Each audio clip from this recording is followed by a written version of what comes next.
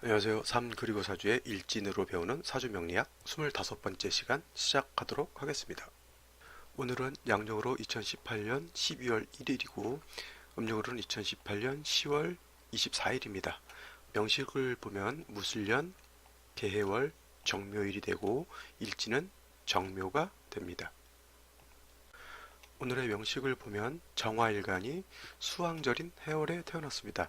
해월이라고 하는 것은 수가 인간지에 해당이 돼서 물의 기운이 굉장히 왕하면서도 겨울에 해당이 되기 때문에 기온이 매우 차갑죠. 그래서 병화가 됐건 정화가 됐건 해월에 태어나게 되면 절지, 포태법상 절지에 해당이 되기 때문에 일간은 매우 약하죠. 반면에 수라고 하는 것은 병정화 입장에선 관성에 해당이 되는데 이 관성이라고 하는 것은 매우 왕합니다. 그래서 뭐 병화 같은 경우는 어저께 설명드렸지만은 이거는 살중신경한 사주가 되는 거고요.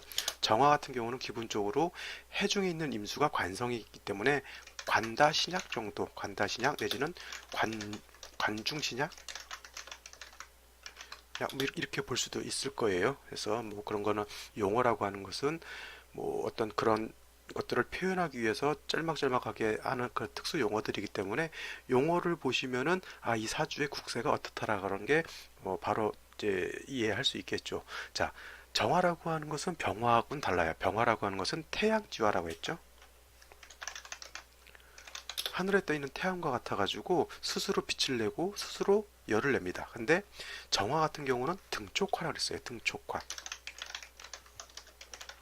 촛불이라든가 뭐 가스라이터 불 같은 것 있죠. 그 다음에 하늘에 떠 있을 때 정화는 그 달과 같습니다. 그래서 하늘에 떠 있는 달은 스스로 빛을 내는 것이 아니라 태양빛을 받아서 그것을 반사시킴으로 인해서 달빛이 밝게 되는 거죠. 그래서 정화라고 하는 것은 병화하고 달라서 스스로 빛을 내고 열을 낼 수 없기 때문에 특히 동절같이 이렇게 수기가 왕해지게 되면 정화는 불꽃을 자칫하면 꺼트릴 수 있는 우려가 있게 돼요. 그래서 따라서 반드시 정화라고 하는 것은 인성인 목이 있어서 정화를 생조함이 반드시 필요합니다.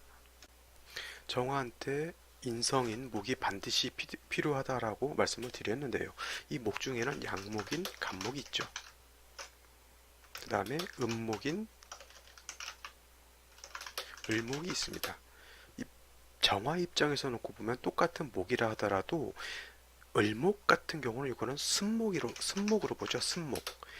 물기가 있는 나무 같은 거에 아니면 쑥 같은 거, 물기를 머금고 있는 쑥 같은 것을 이런 을목으로 비유를 하는 것이고요. 간목 같은 경우는 마른 장작 같은 걸로 이렇게 놓고 볼 수가 있어요. 따라서 정화의 불꽃을 계속 유지하고 살리기 위해서는 순목 가지고는 정화의 불꽃을 살릴 수가 없습니다. 오히려 물기가 있는 나무로 정화의 불씨를 살리려고 하면 오히려 불을 꺼트릴 수가 있죠. 그래서 정화라고 하는 것은 순목인 을목이 아니라 반드시 양목인 간목이 있어서 정화의 불꽃을 살려줘야 되는데, 그래서 뭐 명서에는 뭐 명리서의 책에서는 정화가 간목을 보면 정모를 얻었다고 표현해요. 적모, 정부죠. 진짜 친엄마 같은 거죠. 을목은 음대 음이니까 편인이 되니까 서모라든가 양모가 되겠죠. 나를 생해주는 건 똑같다 하더라도 나를 낳아준 친엄마가 생해주는 것과 양모나 서모나 계모가 생해주는 것 좀 다른 차원이 있겠죠.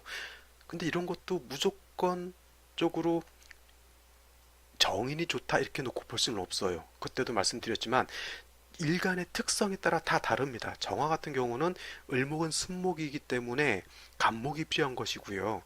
신금 같은 거 저번에 말씀드렸지만은 신금은 작고 여린 금이라고 했죠. 그래서 신금 같은 경우는 무토가 정인이 되고 기토가 편인이 되지만 신금 같은 경우는 자칫 무토로 생해주게 되면 매금이 되기 때문에 이러한 경우에는 신금 같은 경우는 기토로서 생조해 주는 것이 더 좋고요.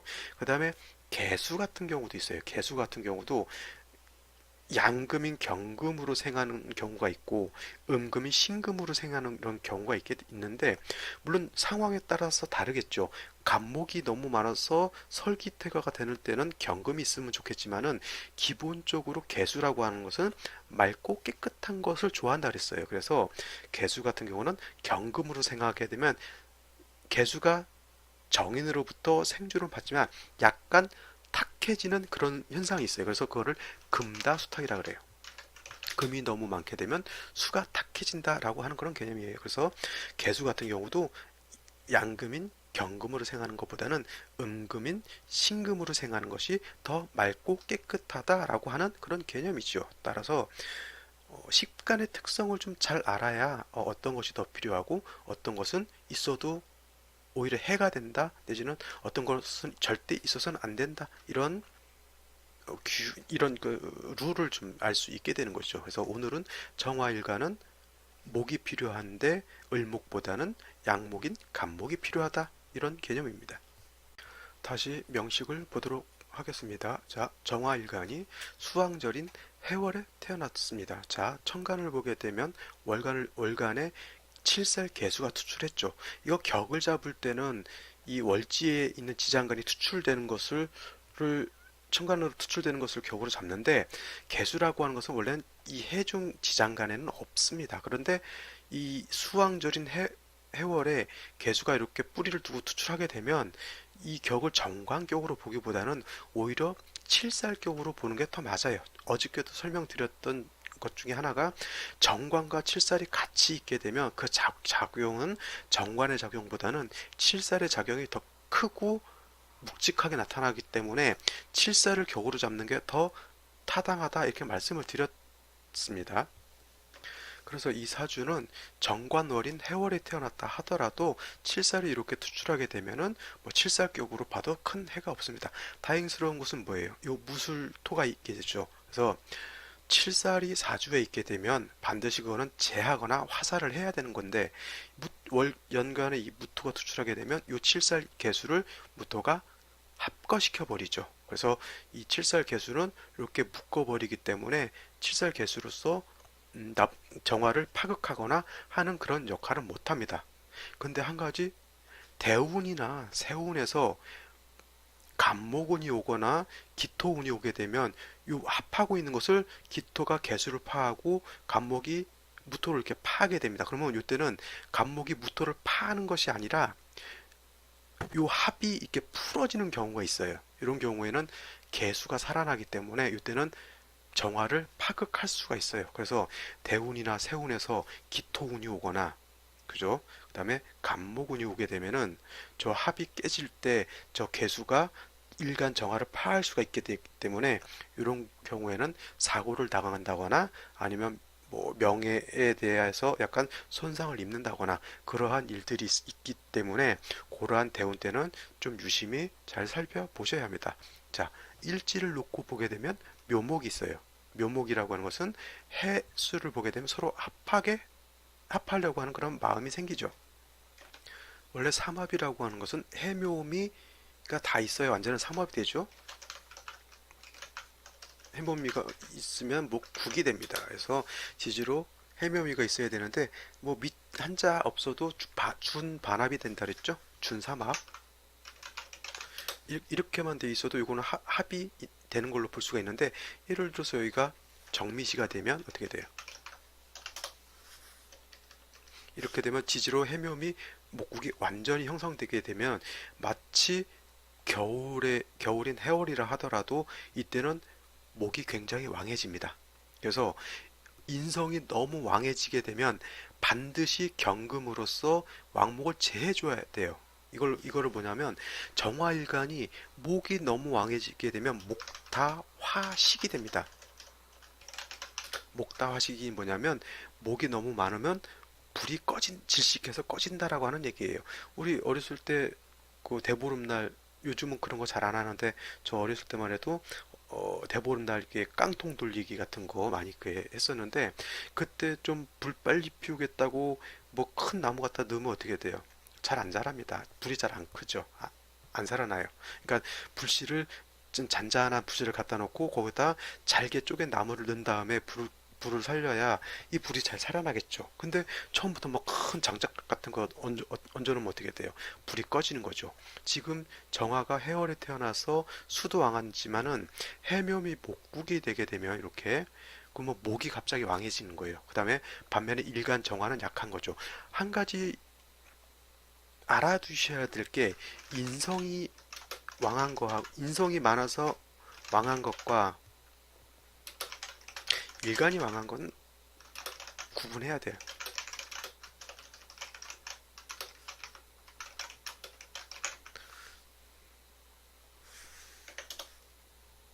자, 인성이 왕한 것과 일간이 왕한 건 구분해야 됩니다. 지금 정미시가 되면은 이 정미시가 되면 이거는 일간이 왕한 게 아니라 인성이 왕한 거죠. 정화가 4월이나 5월에 태어났는데 목국이 형성되면 그런 뭐 목화가 같이 왕한 걸로 볼 수 있겠지만은 정화가 해월에 태어났다라고 하는 것은 절지에 태어나서 약한데 묘와 미를 보게 되면 해묘 목국이 형성돼서 인성이 왕해지는 거예요. 자, 어머니가 잘 나가는 거하고 자식이 잘 나가는 거하고 다릅니다.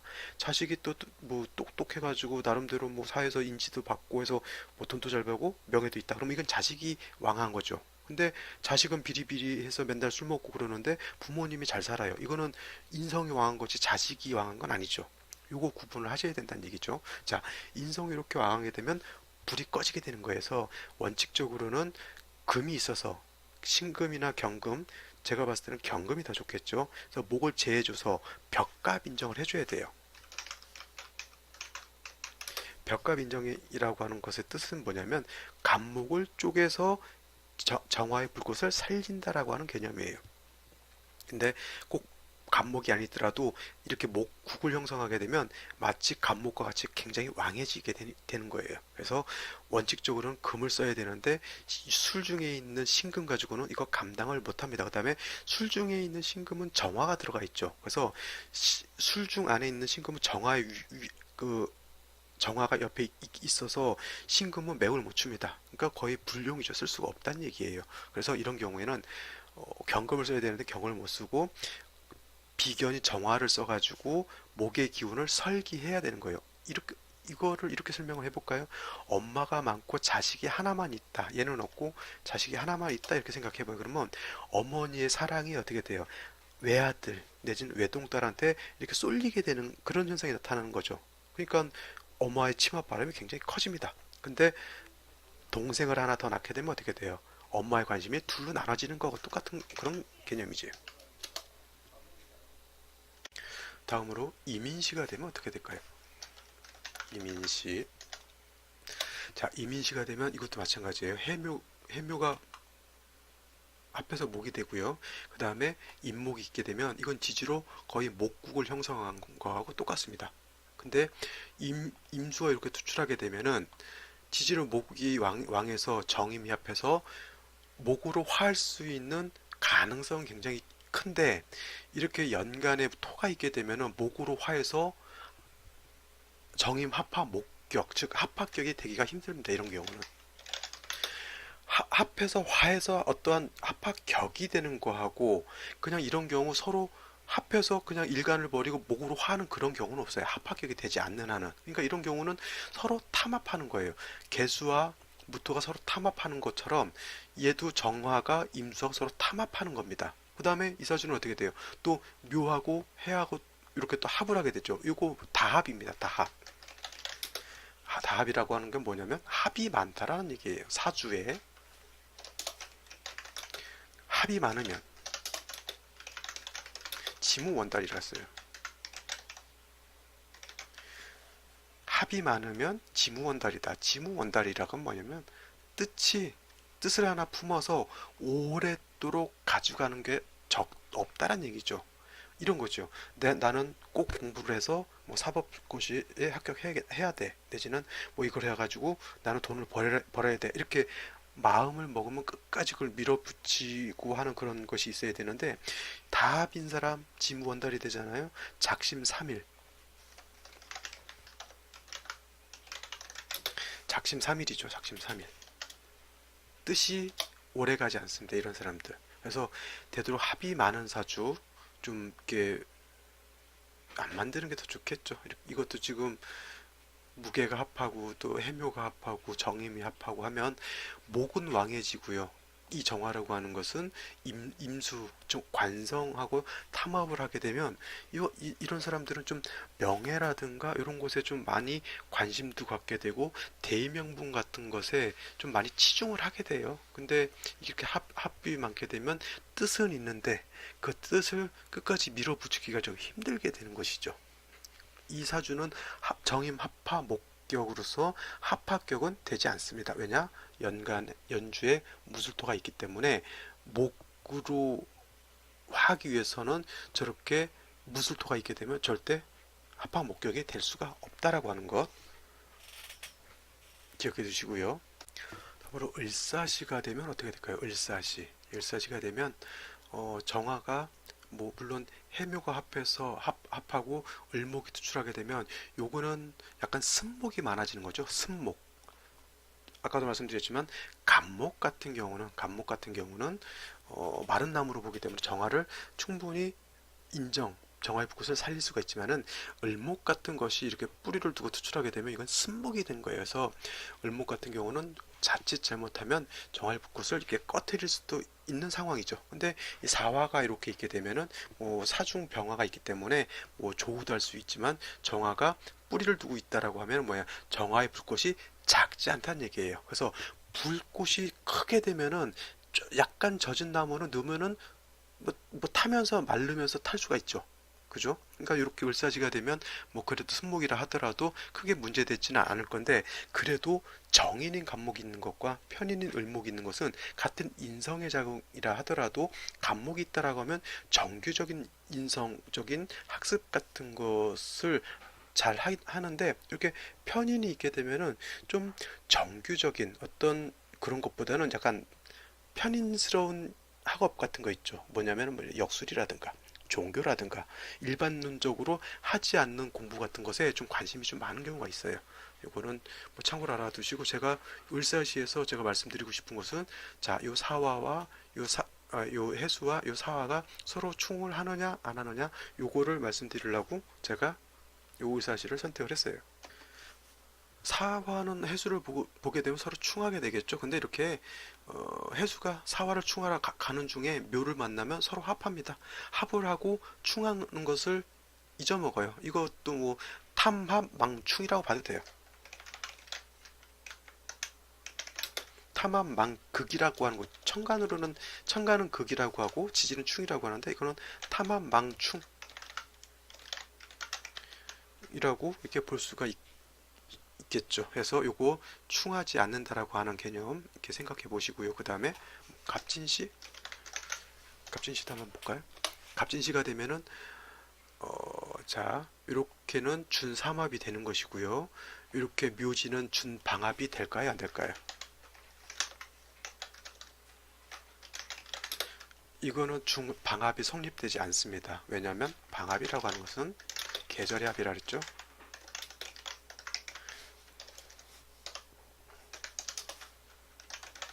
계절의 합이라고 하는 것은 월령을 득해야 한다는 얘기죠. 그래서 묘월이나 진월이나 아니면 뭐 인월 같은 경우는 준방합이 성립될 수가 있어요. 예를 들어서 여기가 묘고 여기가 진이다. 아니면 여기가 인이고 여기가 뭐 묘다 그러면 준방합이 성립되는데 월령을 잃은 방합이라고 하는 것은 없습니다.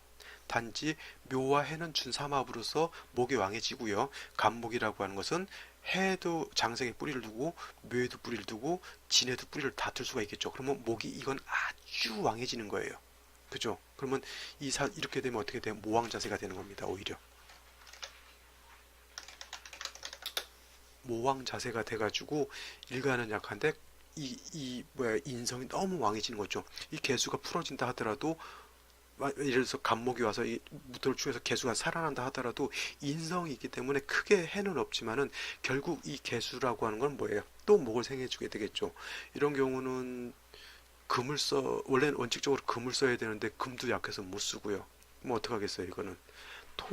부득이 토를 써서 정화의 기운을 설기함 쪽으로 쓸 수밖에 없는 거죠. 이 어떤 사람은 자꾸 이 술정신금을 자꾸 말씀하시는 분들이 있는데, 술정신금을 쓰는 경우는 극히 드뭅니다. 술정정화는 뭐 가끔 쓸 수가 있는데, 술정신금은 왜 그러냐면, 특히 이게 무술 이렇게 돼 있으면은 신금이 제일 싫어하는 게 뭐라 그랬어요? 매금되는 거 제일 싫어한다 그랬죠. 그래서 무술돼 있으면 벌써 매금돼 있는 거예요. 이거를 갖다 꺼내서 쓸 수가 없어요. 신금을 꺼내다가 벽갑 인정한다? 이거는 진짜 낙타가 바늘구멍 들어가는 거고 똑같죠. 이런 경우는 뭐 또 어떤 사람도 일간 자신을 용신으로 쓴다? 이것도 말이 안 됩니다. 일간 자신은 중간 역할이지 자기 자신을 용신으로 쓸 수는 없고요. 부득이 이 사주가 용신으로 쓸 수 있는 것은 뭐 목이 왕에서 일간을 이렇게 과하게 생조해 주니, 이런 경우에는 상관이 토를 써서 정화의 기운을 이렇게 설계하는 쪽으로 써야 되는데, 이 경우에는 개수가 무토를 이렇게 기반하고 있는 게 안 좋은 거겠죠. 그래서 뭐 술 중에 있는 토를 쓰는 수밖에 없겠죠. 그래서 이 사주라고 하는 것이 이렇게 생시가 이렇게 달라짐으로 인해서 용신, 희신, 기신, 병신, 구신, 한신 이런 개념들이 많이 많이 바뀌게 됩니다. 그래서 사주라고 하는 것 8글자의 조화긴 한데, 그 8글자의 조화가 아주 복잡 미묘하죠. 여기다가 제가 지금 요 일진으로 배우는 사주 명리학 요 시간에는 대운에 대한 설명은 거의 하지를 못해요. 왜냐하면 시간이 너무 길어집니다. 그럼 막 30분, 1시간, 1시간 반 동안 사주 하나를 갖고 계속 시 달라질 때 대운 분석해주고 하게 되면은 뭐 1시간도 좋고 2시간도 좋고 3시간도 할 수가 있겠는데, 정작 안 듣는다는 얘기죠. 바쁜 사람들이 2~3시간씩 요거 잘 안 듣습니다. 그래서 될 수 있으면 핵심적인 것만 말씀을 드리는 거고요. 요 시간에서는 사주를 어떻게 비교 분석하느냐, 생시에 따라서 어떻게 사주가 변화되느냐, 이 정도 공부하시고, 나중에 이제 뭐 대운 또 생시가 이렇게 주어졌을 때 대운이 어떻게 되느냐에 따라서 사주가 또 변합니다. 그런 것까지 배우시려면 이제 앞으로 갈 길이 좀 먼 거죠. 자, 저는 오늘 여기까지 하고요. 내일 또 뵙도록 하겠습니다. 감사합니다.